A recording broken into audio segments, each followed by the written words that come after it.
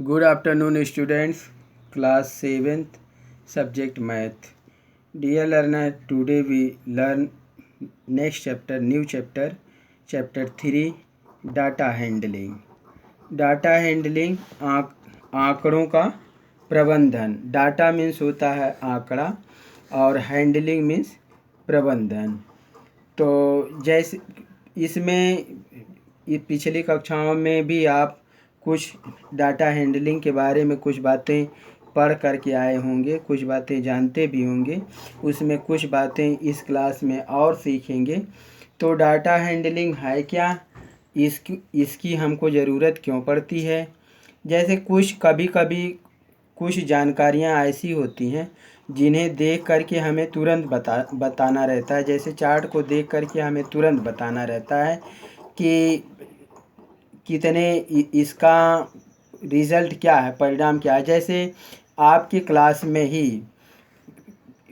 Class में हमने एक टेस्ट लिया, तो उसमें कुछ बच्चे ऐसे हैं, जैसे 100 मार्क्स का टेस्ट हुआ तो कुछ बच्चे ऐसे हैं जो 90 नंबर पाए, कुछ बच्चे ऐसे हैं जो 65 पाए, कुछ बच्चे ऐसे हैं जो 75 पाए, कुछ बच्चे ऐसे हैं जो 88 पाए, कुछ बच्चे ऐसे हैं जो 50 पाए, कुछ बच्चे ऐसे हैं जो 50 से भी कम पाए। तो अब जैसे सारे बच्चों ने अलग अलग जो रिजल्ट लाया है, मार्क्स पाए हैं, इनको देख करके हमको तुरंत ये पता नहीं चल पाता है कि कौन से बच्चे ऐसे हैं जिनको विशेष ध्यान देने की ज़रूरत है, जिनमें तुरंत इम्प्रूवमेंट करने की ज़रूरत है।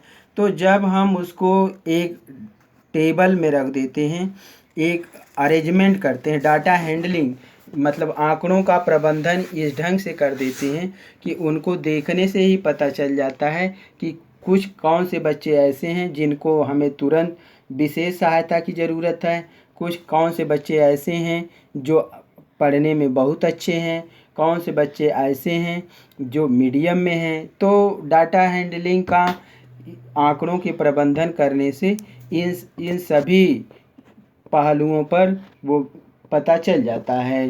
तो जैसे देखिए इंट्रोडक्शन में दिया गया है कि ये एक टेम्परेचर ऑफ सिटीज़ एज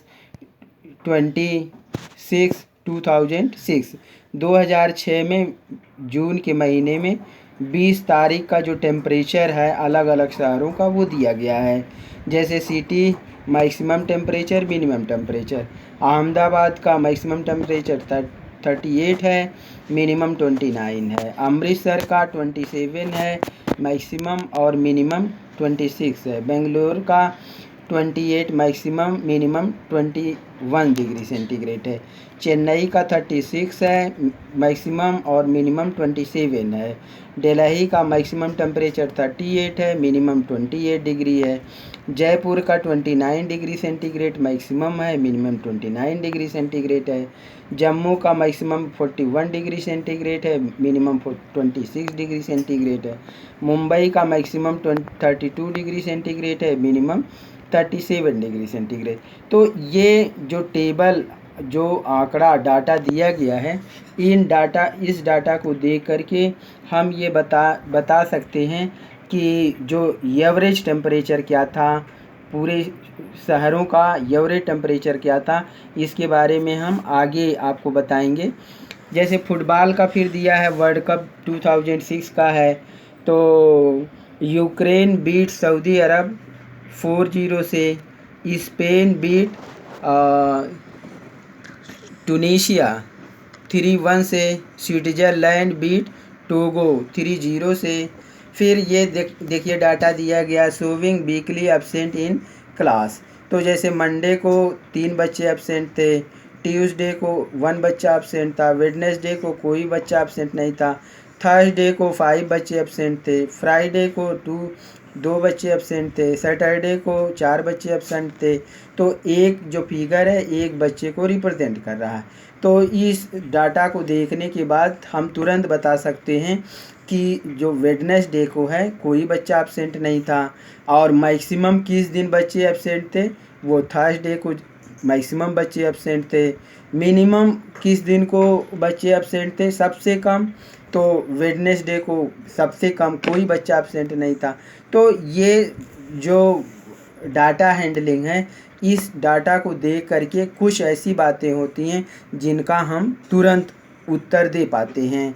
तो इसलिए गणित में, मैथ में इस डाटा का बड़ा ही महत्वपूर्ण स्थान होता है कि इस डाटा को देख करके, जैसे आजकल अलग अलग शहरों में कोरोना वायरस के जो मरीज हैं उनका डाटा दिया जाता है कि मैक्सिमम जो संक्रमित मरीजों का संख्या यहाँ पर मुंबई में इतना है, दिल्ली में इतना है, उत्तर प्रदेश में इतना है, बिहार में इतना है। तो जब इनको डाटा में ये संक्रमित मरीजों की संख्या दिया रहेगा टेबल में, डाटा में, तो देख करके ही आप बता सकते हैं कि किस प्रदेश का सबसे ज़्यादा मरीज हैं, किस प्रदेश में सबसे कम मरीज हैं, किस प्रदेश में स्वास्थ्य सुविधाओं को और अधिक बेहतर बनाने की ज़रूरत है, किस प्रदेश की स्वास्थ्य सुविधाएं अच्छी हैं, किस प्रदेश के मुख्यमंत्री का कोरोना वायरस के खिलाफ लड़ाई अच्छी है, किस मुख्यमंत्री ने अपने प्रदेश में अच्छी स्वास्थ्य सुविधाएं दे रखी हैं। तो इस डाटा प्रबंधन का बड़ा ही महत्वपूर्ण स्थान है। अब पेज नंबर 58 पर कलेक्टिंग डाटा। तो आप जो डाटा है वो किस लिए एकत्रित करना चाहते हैं। Before collecting data we need to know what we would use it. तो डाटा इकट्ठा करने से पहले यह जानना आवश्यक होता है कि हम इस डाटा का उपयोग किस लिए करेंगे। बिफोर कलेक्टिंग डाटा इकट्ठा करने से पहले वी नीड टू नो, हमें यह जानने की आवश्यकता होती है, what we would use it for, हम इस डाटा का उपयोग किस लिए करेंगे। Given below are a few situation, कुछ परिस्थितियाँ दी गई हैं। You want to study the performance of your class in mathematics. तो आपकी क्लास में बच्चों का परफॉर्मेंस गणित विषय में कैसा रहा, बच्चे कैसा अंक लेके आए। अभी शुरू में हमने बताया performance of India in football और इन क्रिकेट, तो खेल में भारत का फुटबॉल और क्रिकेट में कैसा खेल रहा। Female literacy rate in the given area, तो दिए गए क्षेत्र में महिला की साक्षरता की, औरतें कितनी पढ़ी लिखी हैं। Number of children below the age of 5 in the family around you, तो आपके घर के आसपास परिवारों में 5 वर्ष से कम उम्र के कितने बच्चे हैं। तो ये जो डाटा है वो इकट्ठा करने से पहले ये जानना ज़रूरी होता है कि आप इन आंकड़ों का, इस डाटा का उपयोग किस लिए करेंगे। अब ऑर्गेनाइजेशन ऑफ डाटा, तो ऑर्गेनाइजेशन ऑफ डाटा में आंकड़ों का संगठन। अब आंकड़ों का, जैसे जो आंकड़े आपने इकट्ठा किया है उनका संगठन कैसे करेंगे। जैसे एक उदाहरण दिया गया है, Mrs Neelam class teacher wanted to find how the children had performed in English. तो मिसेज नीलम जो क्लास टीचर हैं वह इंग्लिश में बच्चों का कैसा परफॉर्मेंस है, बच्चों ने का पढ़ने की कैसी स्थिति है। She write down the marks obtained by the student in the following ways। तो बच्चों ने जो नंबर पाया है उन्होंने इस तरह से लिखा है। एक बच्चा है 23 पाया, दूसरा 35 पाया, तीसरा 48, चौथा 30, पाँचवा 25, छठा 46, ऐसे उन्होंने लिख दिया। In this form of data was not easy to understand. She also did not know whether her impression of the student matched their performance। अब ये बच्चों का कैसा परफॉर्मेंस रहा ये इस डाटा से पता नहीं चल पा रहा है। तो Neelam's college helped her organisation the data in the following ways. तो कॉलेज में दूसरे टीचर ने उनके डाटा को इस तरह से लिख दिया, रोल नंबर 1 2 3 4 5 6 7 8 9 10, रोल नंबर एक तरफ लिख दिया, फिर स्टूडेंट का नाम लिख दिया, अजय, अरमान, आरिस, दीप्ति, फैजान, गोविंद, जय, कविता, मनीषा, नीरज। तो फिर उन्होंने लिखा कि मार्क्स आउट ऑफ 50, तो 50 में से जो बच्चे नंबर पाए हैं सबका नंबर लिख दिया। In this for Neelam was able to know which student had got how many marks। इस टेबल से तो ये पता चल जा रहा है कि किस बच्चे ने कितना नंबर पाया है। बट सी वांटेड मोर, लेकिन वह कुछ और जानना चाहती थी। तो Deepika suggest another way to organise this data. तो दीपिका ने इनके इस डाटा को दूसरे तरीके से लिख दिया, रोल नंबर, फिर नेम, मार्क्स, फिर रोल, तो पहले रोल नंबर लिखा, फिर नेम लिखा, फिर मार्क्स। तो जैसे मैक्सिमम किसने पाया, फिर उससे मिनिमम कितना, फिर उससे कम कितना, फिर उससे कम, बच्चे जैसे जैसे कम पाते गए उन बच्चों को इस तरह से लिख दिया।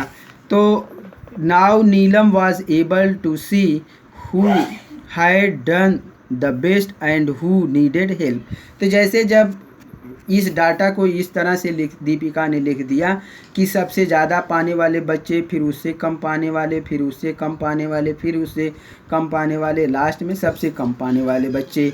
तो इस डाटा को देख करके तो नीलम, मिसेज नीलम जो क्लास टीचर हैं, उनको ये पता चल गया कि कौन बच्चे सबसे ज़्यादा नंबर पाए हैं और कौन से बच्चे ऐसे हैं जिनको अभी हेल्प की ज़रूरत है, जिनको अभी विशेष सहायता की ज़रूरत है। तो नेक्स्ट देखिए, इस तरह से आंकड़ों को लिखने से कुछ जानकारियां हमें देखने के बाद तुरंत मिल जाती हैं। तो रिप्रेजेंटेटिव वैल्यूज़, तो रिप्रेजेंटेटिव वैल्यूज़ फिर इनमें देखिए जैसे दिया गया है आंकड़ों को रिप्रेजेंट करने की वैल्यू क्या है। The average temperature at this time in the year of about 40 degree Celsius. तो average temperature at the time, जैसे अभी यहाँ पर दिया गया था जो आपने देखा कि टेम्परेचर जो था अलग अलग था, तो उसमें एवरेज क्या है, कि ऐसा तो नहीं कि जैसे अभी जो आपने देखा कि इसी टेबल में आप देखिए जैसे कुछ बच्चे वो 48 है, 46 है, 38 है, 35 है, 32 है, 30 है, 27 है, 25 है, 23 है, 13 है। तो इसमें एवरेज क्या है, तो अभी एवरेज कैसे निकालते हैं वो हम आपको बताएंगे। तो ऐसा है कि कोई बच्चा ज़्यादा पाया है, कोई बच्चा कम पाया है। तो the average age of the people in my class in 12 years. तो the average attendance of student in school during the final examination was 98%। Average mean, अब देखिए एवरेज क्या होता है, औसत क्या होता है। तो अर्थमेटिक मीन, तो इसको क्या कहते हैं, समांतर माध्य या अंगणितीय माध्य। अर्थमेटिक मीन क्या होता है, arithmetic mean the most common representative value of a group of data in the arithmetic mean are the mean. तो जैसे देखिए अब जैसे कोई बच्चे 48, अभी जो आपने देखा इसमें टेबल में कोई बच्चे 48 पाए, कोई 46 पाए, कोई 38 पाए, कोई 35, कोई 13 पाए। तो जैसे जब आपने के स्कूल में जो टेस्ट हुआ तो अलग अलग बच्चे अलग अलग नंबर पाए। तो जैसे मैनेजर ने आपसे पूछा या प्रिंसिपल ने आपसे पूछा कि आपके क्लास के टीचर से पूछा कि आपके क्लास में बच्चों का एवरेज क्या है। तो अब ना तो टीचर सबसे ज़्यादा वाला बता सकता है, ना तो सबसे कम वाला बता सकता है।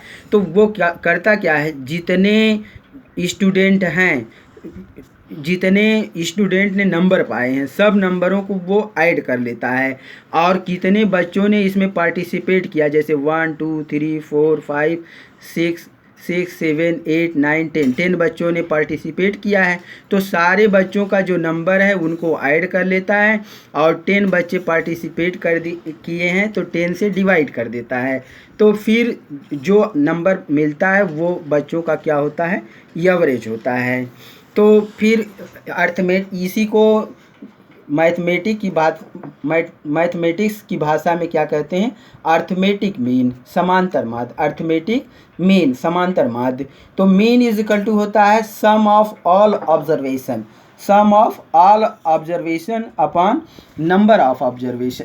सम ऑफ ऑल ऑब्जर्वेशन मतलब जितना वो ऑब्जर्वेशन में जितना उसने देखा है, जितना जैसे टेम्परेचर अलग अलग दिन का अलग अलग है, तो जितना टेम्परेचर है ऑब्जर्वेशन जितना पाया है, टेम्परेचर को जितना अलग अलग दिन का ऑब्जर्वेशन है सबको ऐड किया जाएगा। नंबर ऑफ ऑब्जर्वेशन मतलब कितने दिनों का ऑब्जर्वेशन किया गया है, जैसे एक हफ्ते का है तो 7 डेज़ का है, तो 7 डेज़ में किसी दिन 45 डिग्री है, किसी दिन 37 है। जैसे अभी कोरोना वायरस का ही ले लीजिए, यूपी में कोरोना वायरस का ले लीजिए, तो एक दिन में मान लीजिए 100 मरीज बढ़ रहे हैं, दूसरे दिन में 150 बढ़ रहे हैं, तीसरे दिन में 200 बढ़ रहे हैं, चौथे दिन में 250 हो गए, पाँचवें दिन में 300 हो गए, छठवें दिन में 350 350 हो गए, सातवें दिन में 400 हो गए। तो अब जो 7 दिन का कोरोना वायरस के जो मरीज हैं सबको ऐड करके अगर 7 से डिवाइड कर दिया जाएगा तो एवरेज, एक हफ्ते का एवरेज निकल आएगा कि एक हफ्ते में एवरेज कितने मरीज बढ़ रहे हैं। तो ये इसी को मैथमेटिक्स में क्या कहते हैं, मीन कहते हैं। अब रेंज नेक्स्ट है, रेंज क्या होता है, देखिए अर्थमेटिक मीन आप समझ गए। अब रेंज क्या होता है, तो रेंज में होता है the difference between the highest and the lowest observation given as the idea of the speed of the spread of the observation. This can be found by subtracting the lowest observation from the highest observation। तो highest observation में से lowest observation को जब आप subtract कर देंगे तो वो क्या हो जाएगा, रेंज हो जाएगा। तो मरीजों के बढ़ने का रेंज क्या है, वो रेंज मतलब प्रसार क्या है, किस रेशियो से, किस रेट से फैल रहे हैं। जैसे मंडे को 100 मरीज़ थे और संडे को कितने हो गए, संडे को हो गए 400 या 500 हो गए। तो 500 में से 100 को जब आप सब्ट्रैक्ट कर देंगे तो ये क्या हो गया, उसका रेंज हो गया। 500 में से 100 आपने सब्ट्रैक्ट कर दिया तो रेंज क्या है फैलने का, वो 400 आपको आया। 500 में से 100 सब्ट्रैक्ट किया तो 400 हो गया, ये क्या हो गया, रेंज हो गया। तो मीन आप समझ गए, मीन क्या होता है, sum of all observation, mean is equal to sum of all observation upon number of observation. और रेंज क्या होता है, सब difference between highest observation minus lowest observation. तो एग्जाम्पल करके आप देखेंगे, जैसे एक्सरसाइज 3.1 आप सॉल्व करेंगे। Find the range of heights of any 10 student of your class. तो अपने क्लास के में जो 10 स्टूडेंट का हाइट का वो आपको रेंज निकालना है। तो आप इसको नापेंगे, फिर ऐसे क्लास में नाप करके निकालेंगे। जैसे क्वेश्चन नंबर 2 आप देखिए, कह रहा है organise the following marks in a class assessment in a tabular form, which number is the highest. तो सबसे ज़्यादा नंबर कौन है, सबसे कम नंबर कौन है। फिर जैसे विच number is the highest, which number is the lowest, what is the range of the data, find the arithmetic, which number is the highest. जैसे ये इसमें आप देखेंगे सब में दिया गया है। जैसे देखिए इसमें 4 6 7 5 3 5 4 5 2 6 2 5 1 9 6 5 8 4 6 7। तो हाईएस्ट क्या है 9 है और सबसे लोवेस्ट क्या है 1 है। तो विच नंबर इज़ द हाईएस्ट 9 और विच number is the lowest 1। What is the range of data. तो 9 में से 1 सब्ट्रैक्ट कर देंगे तो क्या आएगा 9 में से 1 सब्ट्रैक्ट करेंगे 8 आ जाएगा। Find the arithmetic mean. तो सबको ऐड करेंगे जितना ये डाटा दिया गया सबको ऐड करेंगे। तो ऑब्जर्वेशन ऑफ द उस मीन इजकल टू लिखेंगे sum of all observation upon number of observation. तो सम ऑफ ऑल ऑब्जर्वेशन में 4 + 6 + 7 + 5 + 3 ऐसे सबको सम करेंगे और इसमें नंबर ऑफ ऑब्जर्वेशन कितना है 1 2 3 4 5 6 7 8 9 10 11 12 13 14 15 16 17 18 19 20 से डिवीज़न कर देंगे तो क्या मिल जाएगा आपको ये फाइंड अर्थमेटिक मीन मिल जाएगा। तो आशा करता हूँ एक्सरसाइज 3.1 आपको समझ में आया होगा। तो इसमें बाकी क्वेश्चन को आप सॉल्व करेंगे। Thank you, have a nice day.